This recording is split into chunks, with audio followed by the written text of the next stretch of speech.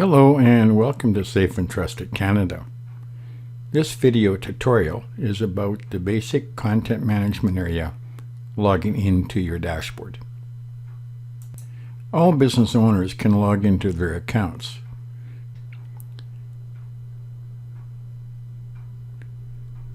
The login area is on the Safe and Trusted website's main page. Once you've successfully logged into your account management system, you'll be presented with the dashboard and listings. This area is your dashboard.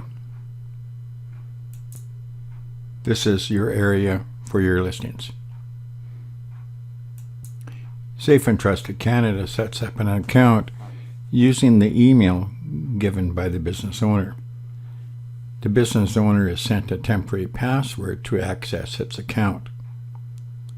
The business owner will need to reset its password, which must contain 8 characters composed of only letters and numbers.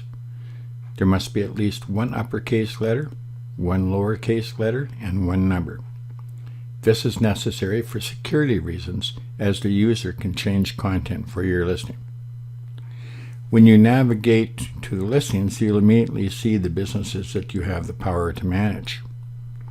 The user can oversee unlimited businesses through the dashboard, giving the business owner total control of its operations.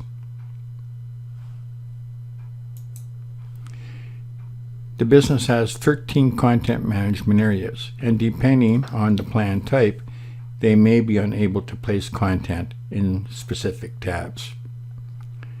These sections are system components, providing an overview of your business account and the ability to manage your listings.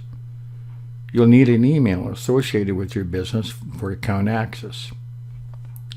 The company can grant staff access to manage the business account.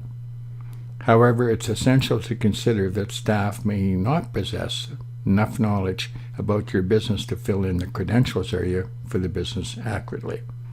They may need guidance in that area.